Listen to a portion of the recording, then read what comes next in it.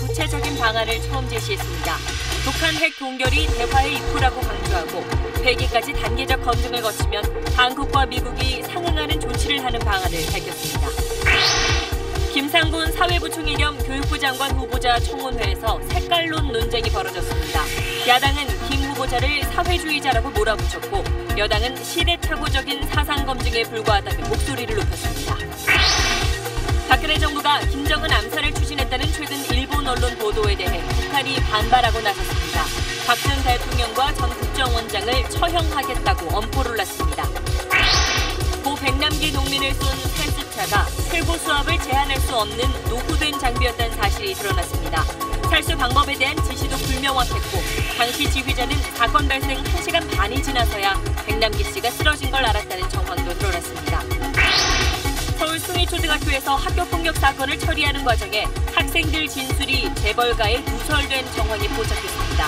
학교폭력 관련자들 진술은 비밀로 지켜져야 하고 이를 누설하는 건 처벌을 받는 위법 행위입니다. 단독 취재했습니다. 모 육군부대 예비군 지휘관이 부대 앞에서 입소 대기 중인 예비군 20명을 차로 들이받았습니다. 운전 중 바닥에 떨어진 휴대전화를 줍기 위해 잠시 한눈을 팔았다고 진술했습니다. 미스터피자 정우현 전 회장이 가맹점들의 간판을 친척 회사에서 제작하도록 압박하고 리모델링할 땐 공사비의 10%를 관리비로 떼간 혐의가 포착됐습니다. 검찰이 수사에 나섰습니다. 학교 비정규직 노동조합이 무기계약직의 정규직화를 요구하며 오늘과 내일 이틀간 파업에 들어갔습니다. 전국 학교 1,900곳의 급식이 중단됐는데 대체급식이나 도시락을 준비해 큰 혼란은 없었습니다. 특수 안경과 인공 망막 수술을 통해 실명 환자의 눈을 뜨게 하는 수술이 국내에서 처음으로 성공했습니다. 시력을 잃은 한 여성이 10년 만에 특수 안경을 쓰고 남편의 모습을 다시 보게 됐습니다.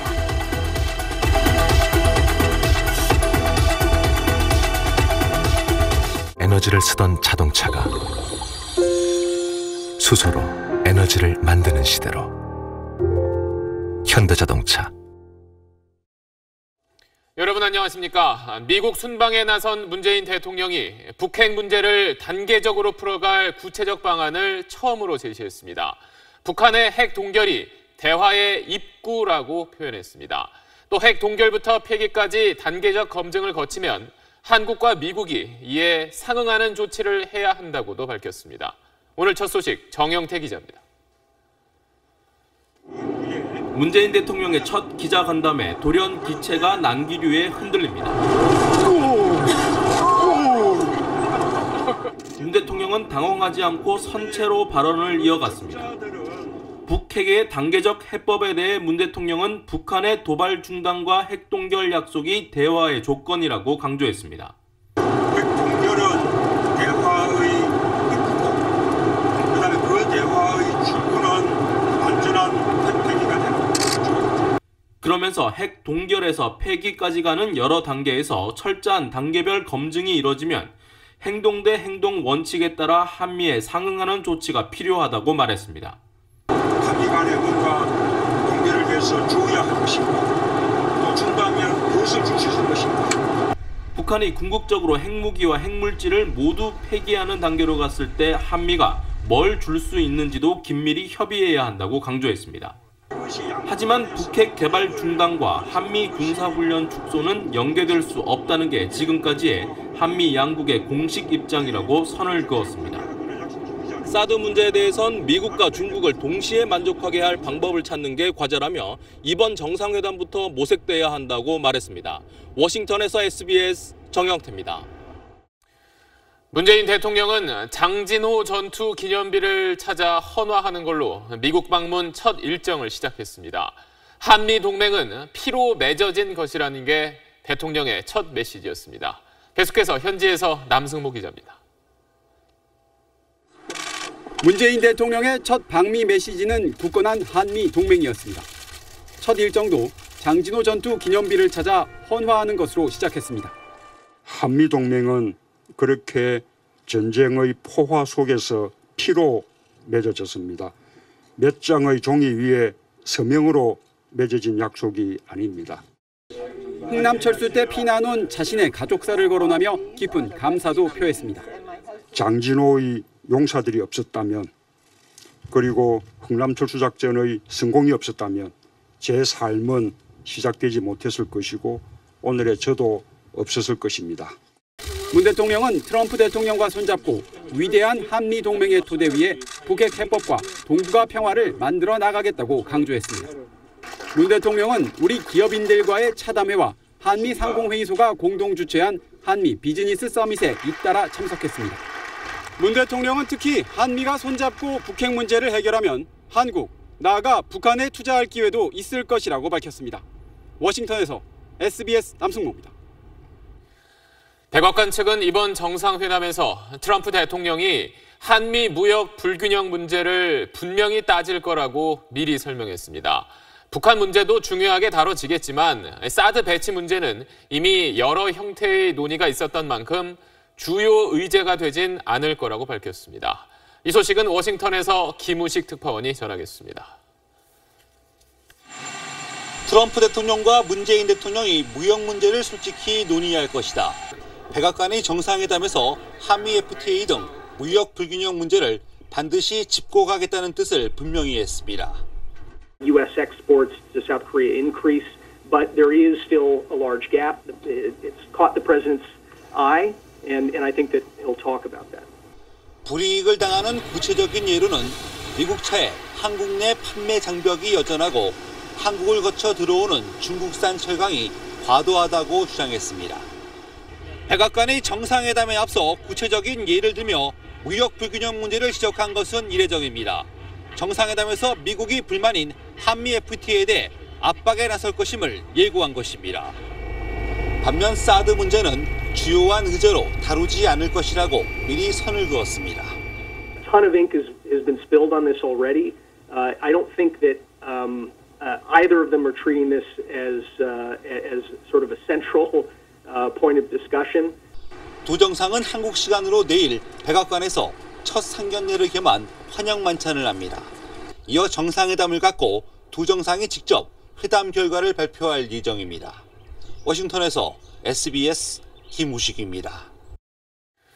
네, 지금부터는 국민의당 제보 조작 사건 소식 전해드립니다. 이번 사건의 핵심 인물인 이준서 씨와 이유미 씨가 지난 주말 안철수 전 대표 측과 접촉하려 했던 정황이 포착됐습니다. 이준서 전 최고위원은 실제로 안철수 전 대표를 직접 만났다고 밝혔습니다. 구명 활동 때문인지 아니면 또 다른 이유가 있었는지 의문이 많습니다. 권란 기자의 단독 보도입니다. SBS가 확보한 이준서, 이유미 두 사람의 지난 23일 카카오톡 대화입니다. 안철수 전 대표 측과 연락을 시도하는 내용이 나옵니다. 이준서 전 최고위원이 이유미 씨에게 안 전 대표의 보좌관이었던 김모 씨를 아느냐고 물으며 안 대표님한테라고 말합니다. 이 씨는 안 전 대표와 직접 연락이 닿지 않느냐고 되묻습니다. 검찰 소환을 앞둔 이유미 씨가 당 안팎에 구명을 요청하던 때입니다. 이 씨가 안 전 대표 측에도 도움을 요청하려던 건지 안 전 대표 측이 먼저 이 씨에게 연락하려던 건진 명확하지 않습니다. 다만 다음 날인 24일 이 전 최고위원이 안 전 대표를 만났습니다. 이 전 최고위원은 이유미 씨의 요청으로 안 전 대표를 5분간 독대했지만 고소, 고발, 취하 문제만 논의했다고 말했습니다. 그날까지 자신은 물론 안 전 대표도 조작 사실을 몰랐다는 주장입니다. 다음 날인 25일 이준서, 이유미 씨의 대화는 송모 변호사의 연락처를 보내고 연락해보겠다는 짧은 말로 끝납니다. 송 변호사는 안 전 대표 정책비서 출신으로 이유미 씨의 변호인인 차모 변호사와 같은 법률사무소 소속입니다. 검찰 수사가 조여오는 시점 왜 안 전 대표는 이준서 씨를 만났고 이유미 씨와 접촉 움직임이 있었는지 해명이 필요한 상황입니다. SBS 권란입니다. 또 지난 대선에서 국민의당이 문준용 씨 취업 특혜 의혹을 폭로하기 나흘 전에 이준서 씨가 조작된 제보 내용을 당시 박지원 당대표에게도 보낸 걸로 확인됐습니다. 이에 박 전 대표는 비서관에게 맡겨둔 전화기여서 자신은 그 내용을 못 봤다고 해명했습니다. 전병남 기자입니다.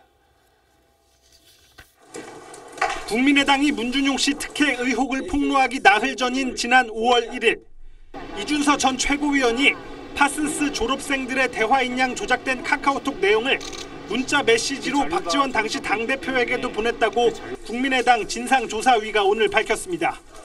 문자를 보내가지고 조언을 구한 일이 있다라고 얘기를 해서 박 전 대표를 만나서 이 부분에 관한 구체적인 진상을 파악을 했습니다. 이 전 최고위원은 박 전 대표의 전화기 2대 중 061호로 끝나는 번호로 조작된 대화 화면을 보냈고 통화까지 시도했지만 이뤄지지 않자 좀 더 이슈를 만들고 싶다며 어떻게 하면 될지 재차 메시지를 보냈습니다. 박 전 대표는 그러나 이런 내용을 실제 보고받지는 못했다고 당 진상조사단에 진술했습니다. 비서관에게 맡겨둔 사용하지 않는 전화로 메시지가 갔다는 겁니다. 해당 비서관은 메시지 내용을 뒤늦게 확인했지만 중요한 내용이라면 따로 전달됐을 것으로 생각했다고 밝혔습니다. 당 진상조사단은 박 전 대표가 지닌 휴대전화에 관련 메시지가 없다는 사실만 확인했을 뿐 삭제 여부 등을 분석하지는 않았다고 밝혔습니다. 제보 조작에 당 지도부가 개입한 적이 없다며 국민의당은 선을 긋고 있지만 석연치 않은 대목이 잇따르고 있습니다. SBS 전병남입니다.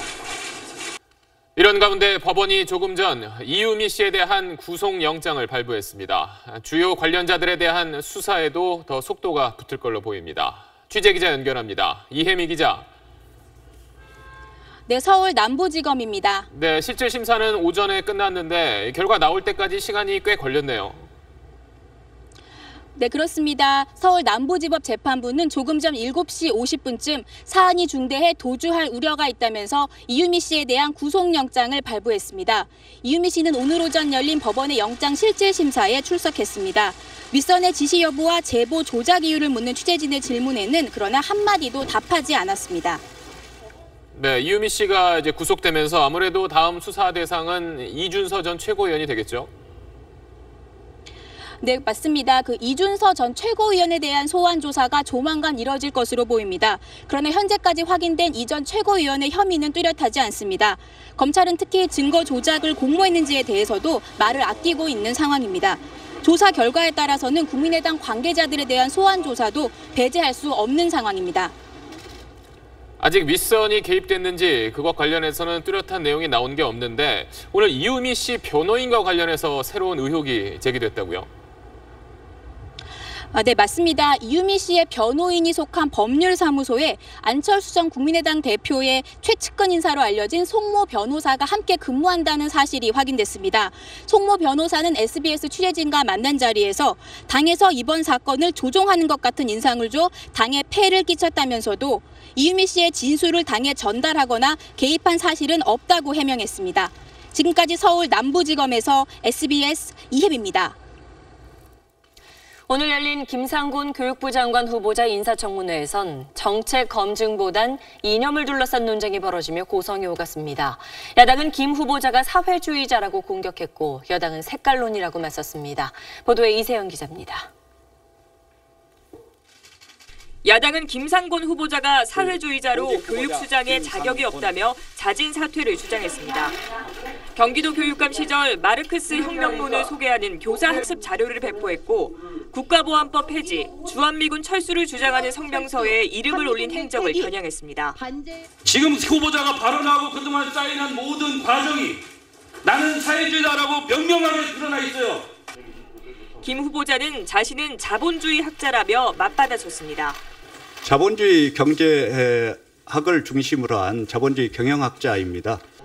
여당도 야당이 사상 검증과 색깔론을 펼치고 있다며 비난했습니다. 정책 능력을 검증해야 되는 오늘 이 자리에 근거 없는 헤이트 스피치를 난무하는 데 대해서 유감을 표하지 않을 수 없고 공방은 학위 논문 표절 의혹에도 이어졌습니다. 박사도 가짜고 그리고 교수도 가짜고 모든 게 다 가짜예요. 지금 그 자리에 앉아 계실 수 없습니다. 김 후보자는 학자의 양심을 걸고 표절한 적이 없다며 부정한 행위가 있다면 사퇴하겠다고 밝혔습니다. 저는 전혀 부끄러워할 사안이 없습니다. 이정배 의원 끼어들지 마세요.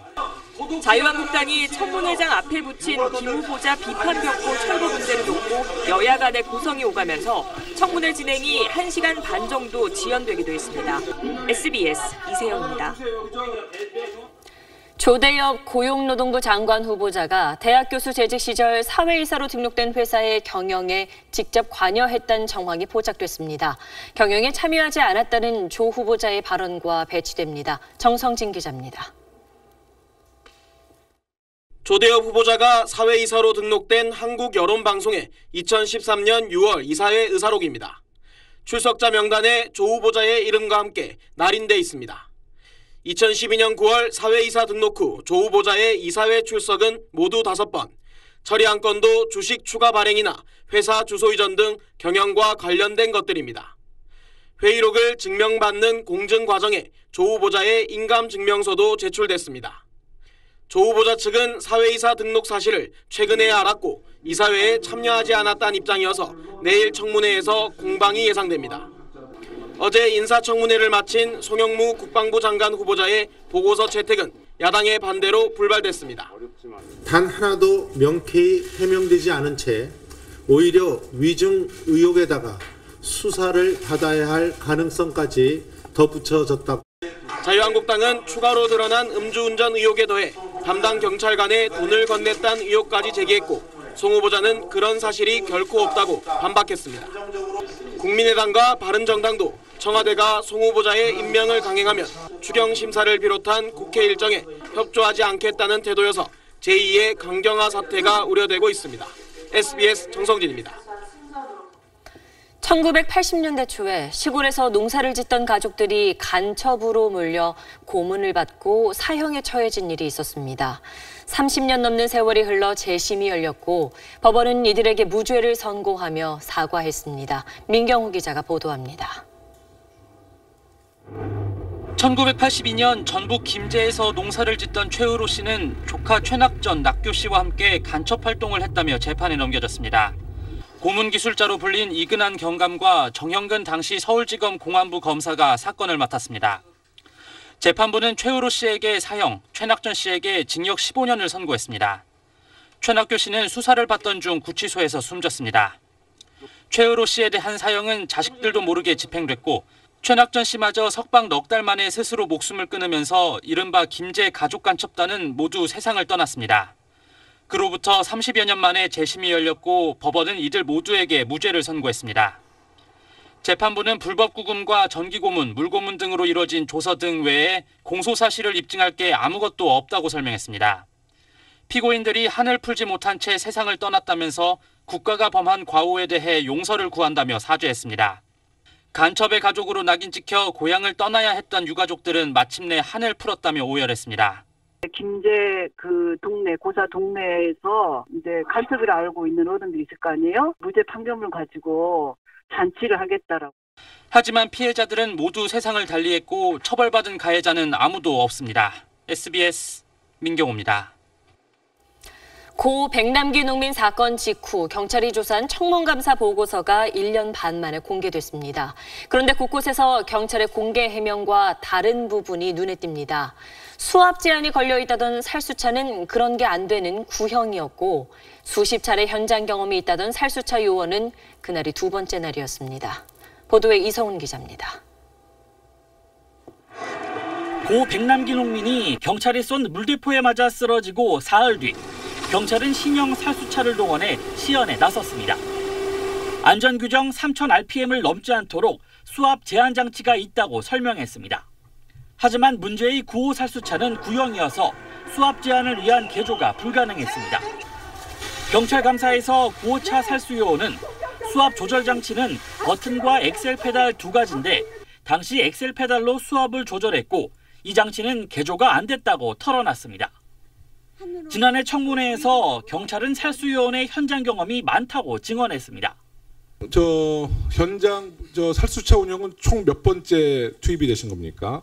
제가 기억은 잘 안 나지만은 수십여 차례 현장에 투입되었습니다. 그러나 한 경장은 경찰 조사에선 사고 날이 두 번째 현장 경험이었다고 진술했습니다.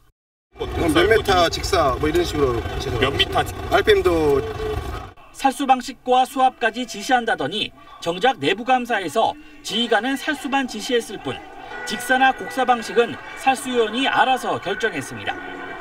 살수차 CCTV도 단지 화질의 문제는 아니었습니다.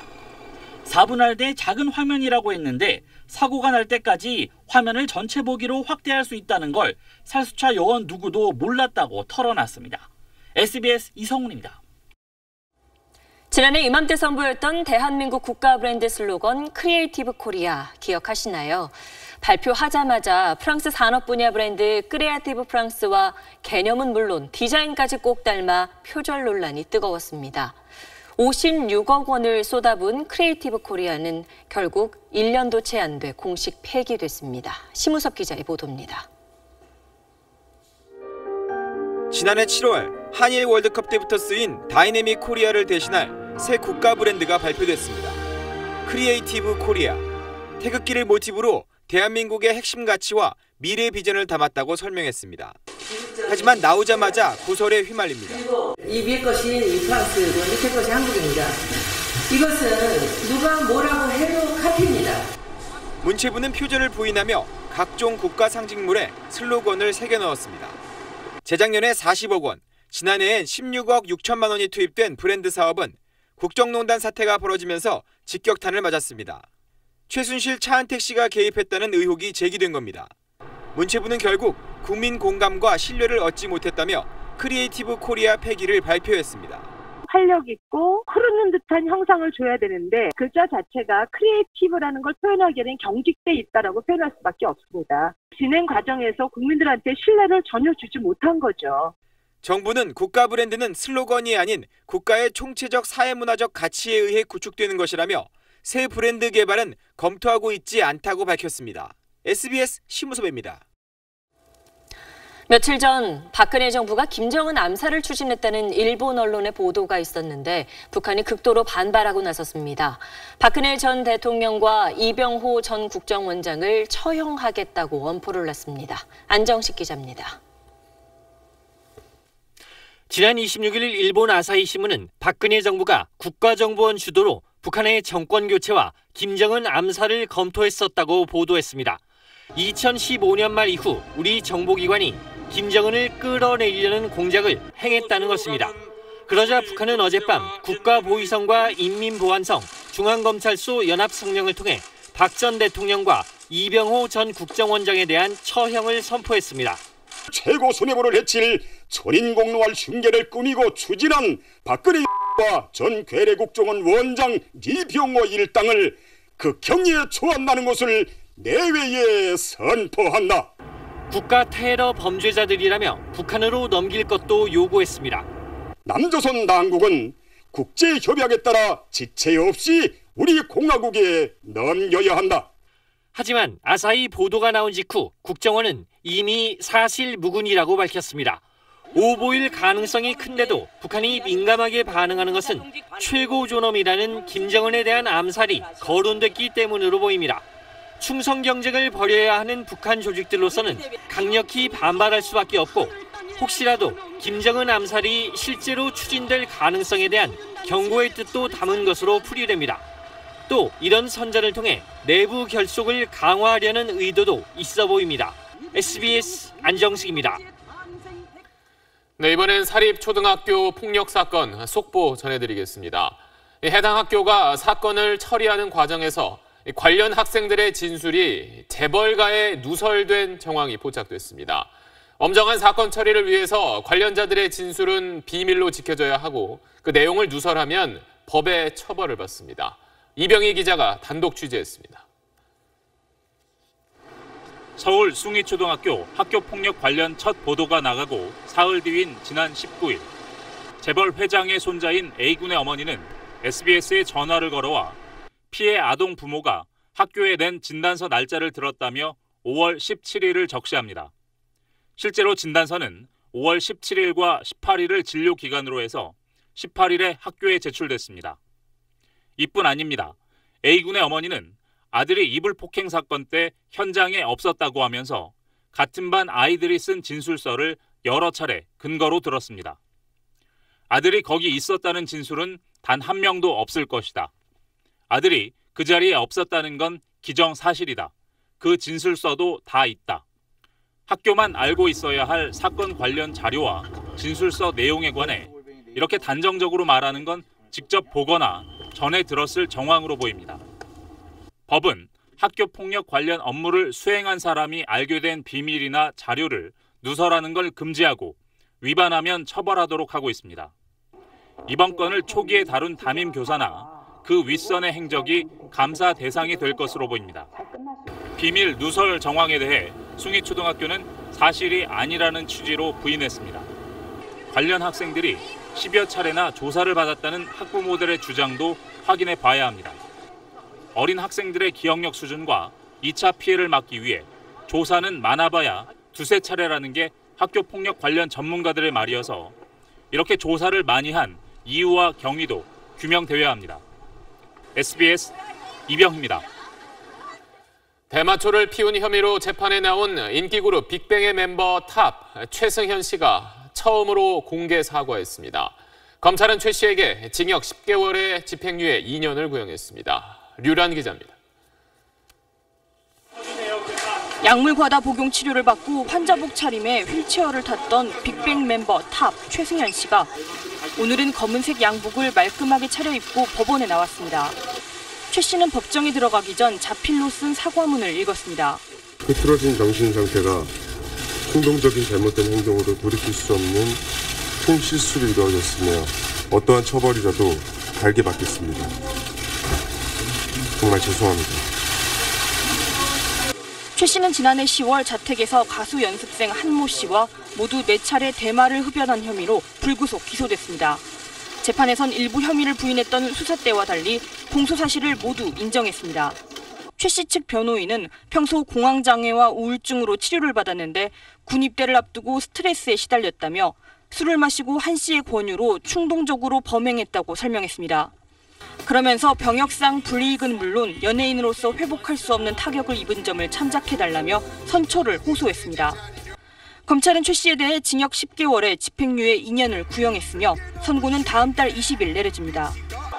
의무경찰에서 직위 해제된 최 씨는 1년 6개월 이상의 실형을 선고받을 경우 강제 전역 조치되지만 그 미만의 형을 받으면 복역한 뒤 심사를 거쳐 남은 병역 의무를 마쳐야 합니다. SBS 유라입니다. 일본에선 요즘 프로 장기 사상 최다 연승인 29연승 기록을 세운 14살 중학생이 화제입니다. 천재가 탄생했다면서 일본 열도가 환호했는데 일부 우익들은 오히려 비난의 화살을 퍼붓고 있습니다. 그 이유가 뭔지 도쿄 최호원 특파원이 취재했습니다. 올해 중학교 3학년생인 후지 소타 사단. 지난 26일 일본 프로 장기 사상 최장인 29연승을 달성하며 일본 전역에 후지 열풍을 불러일으켰습니다.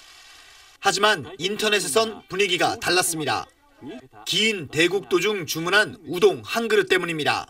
注目の勝負飯の注文が入り、藤井四段は豚キムチうどんを頼んだということです。あ、美味しそう。豚キムチうどん。豚キムチうどん。 이 장면을 본 구구 네티즌들이 한국 음식인 김치 요리를 주문했다며 생트집을 잡기 시작했습니다.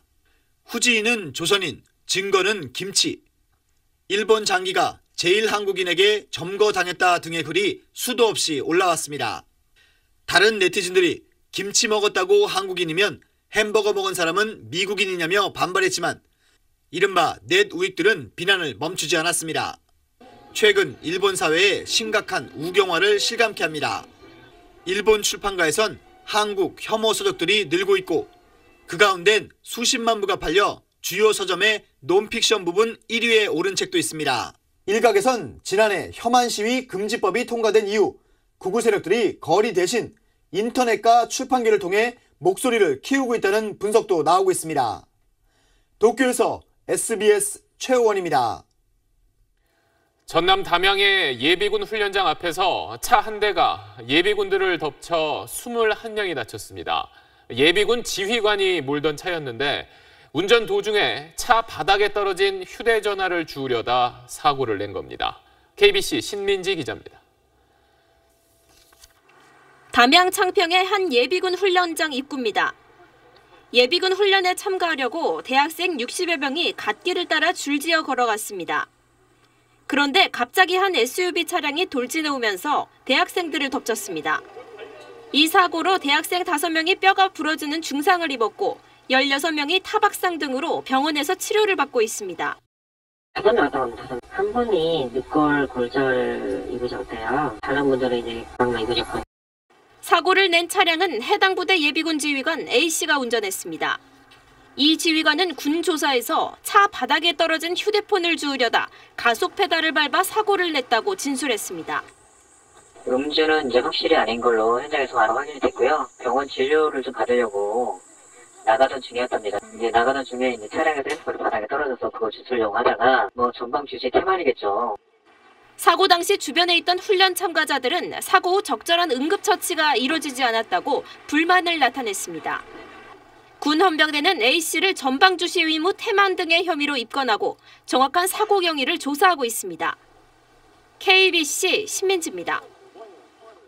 검찰이 미스터피자 정우현 전 회장이 또 다른 갑질을 한 혐의를 포착하고 수사에 나섰습니다. 정 전 회장의 친척이 운영하는 회사에서 간판을 제작하도록 가맹점들을 압박하고 또 리모델링할 때 감리비를 떼갔다는 의혹입니다. 윤나라 기자입니다. 미스터피자 가맹점주였던 A씨는 간판 교체 견적을 받아보고는 깜짝 놀랐습니다. 1,000만 원 정도 간판비가 들었습니다. 저희가 개별적으로 하면은 700만 원에서 1,000만 원이면 할 수 있는 거를 본사가 간판을 만들도록 지정한 업체는 정우현 전 회장 사촌 동생의 회사였습니다. 그렇게는 여지가 없습니다. 물론 계산목기로 금액이 2배, 3배 넘지만 또 3에서 5년마다 매장을 리모델링하게 했는데 1억 원이 넘는 리모델링 비용에서 10%를 감리비라며 떼갔습니다. 통상 감리는 설계 단계부터 이뤄지지만 미스터피자는 공사가 끝난 뒤 본사 직원이 둘러보는 게 전부였다고 점주들은 주장합니다. 감리 업체가 아니라 본사에서 감리를 한다. 라는 걸로 이제 감리비라고 해서 평당 얼마씩 그거를 20만 원인가? 검찰은 미스터피자의 이런 추가 갑질 혐의에 대해서도 가맹점주들을 불러 조사했습니다. 이에 대해 미스터피자는 간판 제작업체는 정 전 회장의 친인척이 운영하는 게 맞지만 폭리를 취한 건 아니고 감리비를 받은 것도 불법은 아니라고 해명했습니다. 오늘 정 전 회장의 측근인 미스터피자 대표이사를 2번째 소환한 검찰은 조만간 정 전 회장을 불러 구속영장을 청구할지 결정할 방침입니다. SBS 윤나라입니다. 특수 안경을 쓴 여성이 한 남성을 보더니 갑자기 눈물을 흘립니다.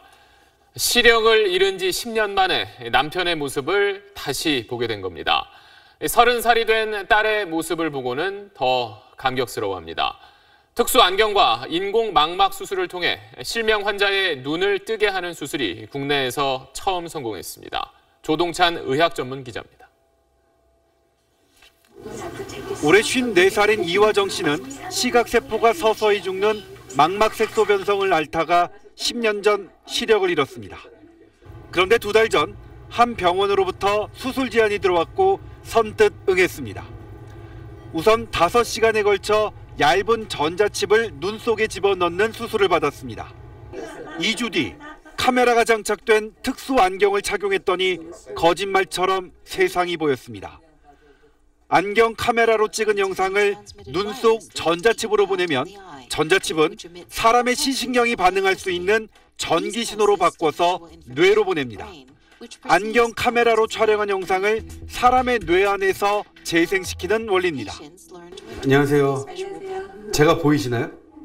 선명하지는 않지만 어느 정도의 이목구비는 구별할 수 있고 이거는 D자고 글씨도 읽을 수 있게 됐습니다. 예전같이 100%는 아니더라도 반만이라도 찾는 거에 더 이상 그것만으로도 충분히 만족해요. 외국에서는 230명이 수술을 받아 성공했지만 모든 실명 환자에게 효과를 나타낼 수는 없습니다. 시세포만 손상된 신경세포가 살아있는 환자에 한해서 지금 이게 가능합니다. 한 500명 정도가 대상이 될 거라고 생각하고 또 비용은 2억 원에 달하고 전자장치의 건전지를 3시간마다 교체해야 합니다. SBS 조동찬입니다. 전국 14개 시도 학교의 비정규직 노조가 정규직화를 요구하며 오늘부터 이틀 동안 파업에 들어갔습니다. 일부 학교에서는 급식이 중단되기도 했는데 예고된 파업이라서 큰 혼란은 없었습니다. 유덕기 기자가 취재했습니다. 가장 분주할 점심시간인데도 급식실이 텅 비었습니다. 선생님은 아이들에게 급식판 대신 빵과 과일이 담긴 종이 가방을 들려줍니다. 3학년 2반이요. 3학년 2반. 학교 정문 앞에는 아이에게 점심 도시락을 전해주는 엄마들도 눈에 띕니다. 전국 학교 비정규직 노조가 이틀간 파업에 들어가면서 펼쳐진 장면들입니다. 첫날인 오늘 전국 국공립 초중고의 17%인 1,900여 학교의 급식이 중단됐습니다. 전국 학교 비정규직 노조원 4만여 명 가운데 40% 정도가 학교 급식실 종사자로 무기계약직의 정규직화와 근속수당 지급을 요구하고 있습니다. 저희가 공무원을 요구한다라고 알고 있는데 잘못 알고 계신 거고요. 저희는 저희들만의 직군을 원하고 있습니다. 아이들 밥을 볼모 삼았다는 비난도 있었지만 비정규직 문제에 공감하며 불편을 감수하겠다는 목소리도 적지 않았습니다. 회사 연차내고 의견인데 본인들 힘드신 일도 있을 거고 그렇다고 뭐 급여가 센 것도 아니고 배고파요. 그동안 저희 때문에 힘드셨으니까 뭐 별 상관없는 것 같아요. 전국 학교 비정규직 노조는 내일 서울 광화문에서 열리는 민주노총 집회에 합류할 계획입니다. SBS 유덕기입니다. 경기도 광명에서 초, 중, 고 3개 학교 학생 100여 명이 설사나 구토 증세를 호소해 보건당국이 역학조사에 나섰습니다. 남주현 기자가 취재했습니다. 경기도 광명의 하안중학교입니다. 지난 월요일부터 토하거나 설사하는 학생이 나타나기 시작하더니 오늘까지 113명이 비슷한 증상을 보였습니다. 저희 반은 좀 적었어요. 다른 반은 10명 이상 배 아파서 한다고. 이 학교에서 2.7km 떨어진 명문고등학교와 3.2km 떨어진 광명 서초등학교에서도 비슷한 시기 장염 증상을 보인 의심 환자가 집단 발생했습니다. 모두 168명에 이릅니다. 보건당국은 이들을 상대로 공통 감염 요인을 찾는 데 주력하고 있습니다. 급식에 문제가 있는지 확인하기 위해 학교 급식실에 냉동 보관해둔 급식을 수거하고 남은 식품과 조리도구에 대해서도 검사하고 있습니다. 특히 새 학교가 같은 납품업체에서 받은 김치에 주목하고 있습니다. 완제품으로 김치 들어가는 거 외에는 없는 거예요. 김치를 안 먹는 애들이 많았어요. 그래서 김치라고 얘기할 수도 없는 거예요, 또. 보건당국은 집단 배앓이의 정확한 원인이 밝혀지기까진 한 주 이상 걸릴 것으로 보인다며 감염이 확산하지 않도록 소독 작업을 벌이고 있다고 밝혔습니다. SBS 남주현입니다. 서해 북방 한계선 NLL을 침범한 북한 경비정에 맞서 싸우다 우리 장병 6명이 전사한 제2연평해전이 오늘로 꼭 15주년을 맞았습니다. 군은 6용사의 이름을 딴 신형 고속함을 운용 중인데 용사들의 아버지들을 명예함장으로 위촉했습니다. 김웅수 기자입니다.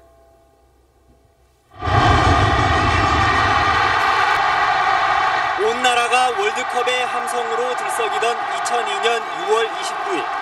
해군 참수리 고속정 장병들은 서해 연평도 부근 NLL을 기습 침범한 북한 경비정에 맞서 싸우며 NLL을 지켜냈지만 윤영하, 소령 등 6명이 목숨을 잃었습니다. 오늘로 꼭 15년. 긴 시간이 지났지만 먼저 간 전우와 아들, 남편에 대한 그리움은 켜켜이 쌓여만 갑니다. 신형 유도탄 고속함의 한 명에 6용사의 이름을 붙인 군은 나아가 그 아버지들을 아들의 혼이 서린 함정의 명예 함장으로 위촉했습니다. 혼이 부활돼서 오늘날 최신의 전투함으로 명명된 오늘 이 자리가 참으로 뜻깊고 남다른 감회가 젖어듭니다. 군은 그동안 이 고속함들과 북한 해안포를 정밀 타격할 수 있는 스파이크 미사일 등 서해 NLL 수호 전력을 대폭 강화했습니다. 북한도 이에 맞서 해안포를 증강하고 무인도를 군사 요새화하면서 서해의 긴장은 가시지 않고 있습니다.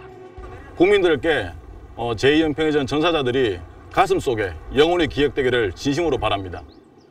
SBS 김웅수입니다.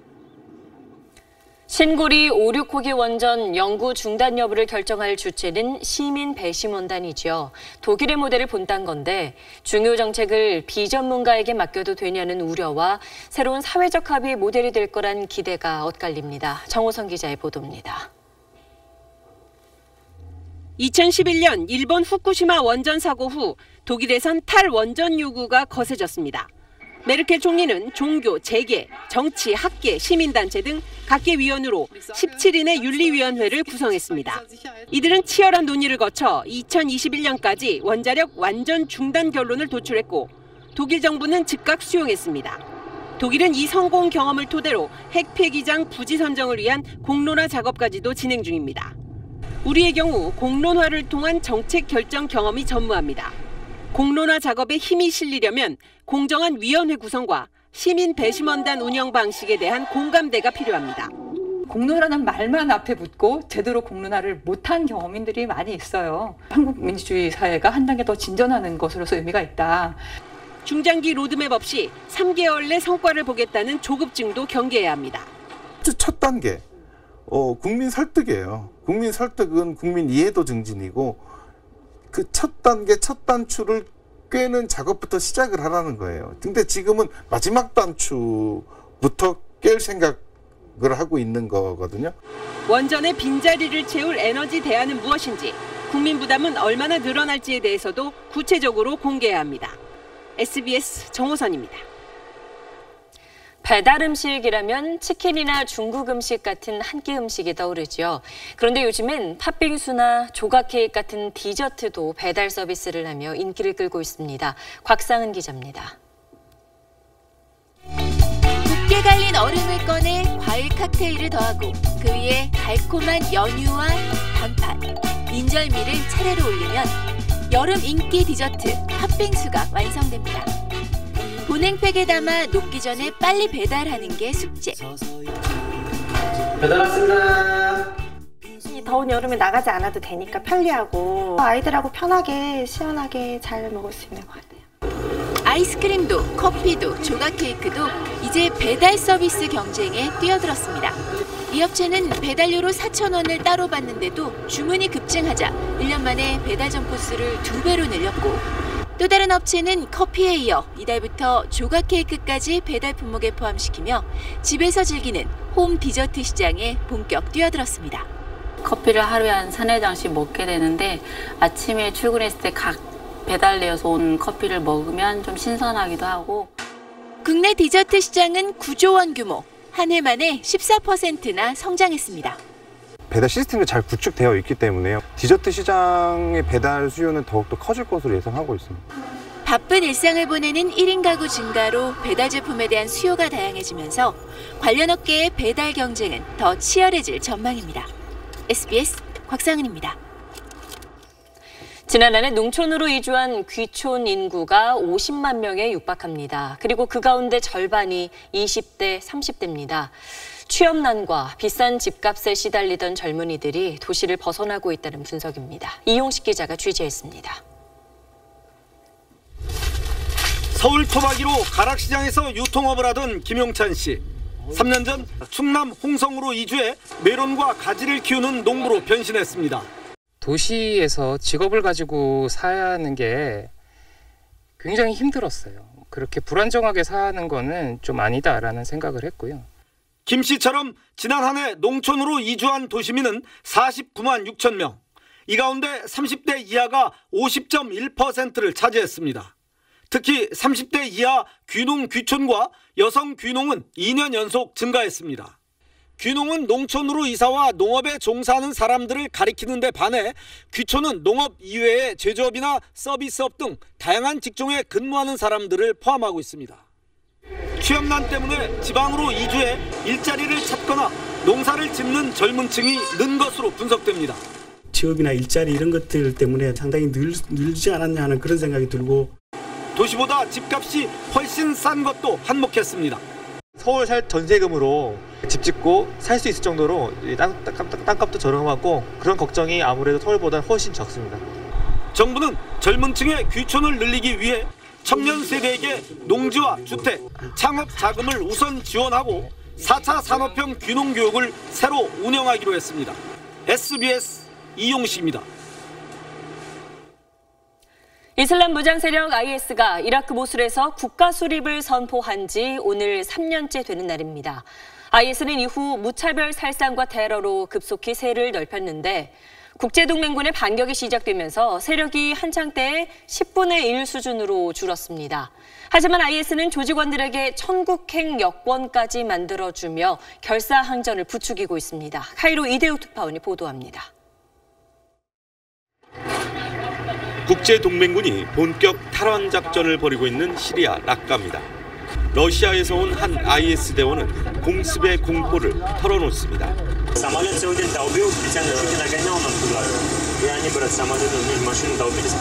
IS는 동맹군의 공격을 피하기 위해 도심 곳곳에 동굴과 터널을 파고 있습니다.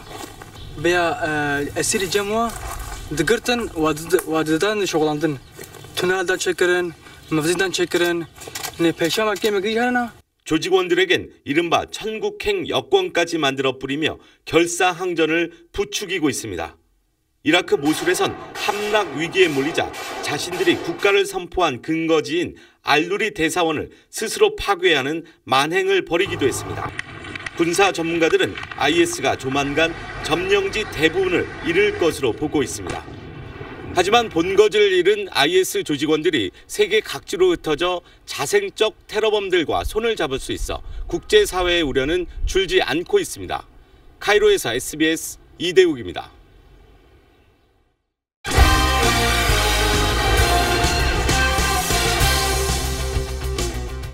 여자 골프 선수들의 캐디를 아빠가 맡는 경우는 많지만 엄마 캐디는 아주 드문데요. KLPGA 투어에서 유일하게 전담 캐디로 활약하는 50살 엄마가 있어 화제입니다. 김영성 기자가 만났습니다. 투어 데뷔 3년 차인 김지수 선수의 어머니 임병란 씨입니다. 김지수는 투어 초반 전문 캐디와 호흡을 맞추다 7개 대회에서 연속 허탈락한 뒤 엄마에게 도움을 청했습니다. 일단 비용이 절감되는 부분이 제일 크고요. 저에 대해서 많이 아시고 좀 편하게 해주시다 보니까. 골프를 전혀 몰랐던 어머니는 딸에게 규칙을 하나하나 배워가며 캐디 교육을 받았습니다. 남의 나이를 밟지 않는다. 왔다 갔다 하지 않는다. 본인 뒤에 가만히 있어라. 모녀가 3년째 늘 함께 다니다 보니 이젠 호흡도 척척 맞습니다. 어디가 아프다든지 그냥 생리현상이 있다든지 그럴 때 제가 눈으로 보면서 알 수 있으니까 좀 전문 캐디분하고 이제 좀 비슷해져가는 경우도 있는 것 같아요. 김지수는 2달 전 처음 톱10에 오르는 등 성적도 눈에 띄게 좋아졌습니다. 50세 어머니는 30도가 넘는 폭염 속에서 매주 54홀 이상 강행군이 이어져도 핸드볼 선수 출신이라 체력만은 끄떡없습니다. 엄마가 이제 나이가 이렇게 드시잖아요. 그럼 되게 많이 힘드실 텐데 그러기 전에는 엄마랑 같이 하고 싶어요. 아직은 무명이지만 첫 우승의 그날을 위해 모녀는 오늘도 나란히 필드를 걷고 있습니다. SBS 김영성입니다. 네, 오늘 개막한 아시아 주니어 탁구 선수권 대회에서 여자 단체전 8강 진출을 이끈 탁구 신동 신유빈 선수의 날카로운 공격 감상해 보시죠.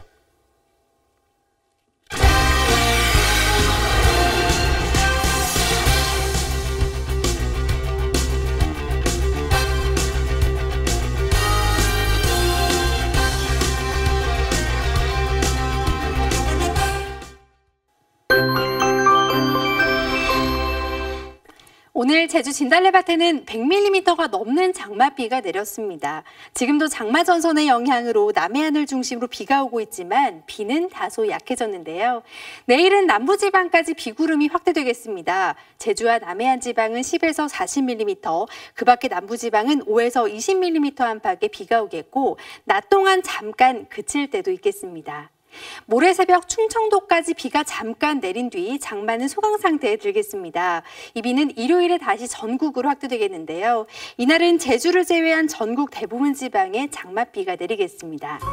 내일 중부지방은 덥고 습한 날씨가 이어집니다. 서울의 낮 기온 31도로 오늘만큼 오르겠습니다. 영동과 서해안 지방에선 내일 아침 짙은 안개를 주의하셔야겠습니다.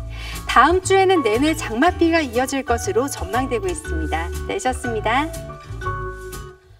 네, 21세기 최고의 발명품으로 불리며 이젠 우리 생활의 일부가 돼버린 스마트폰.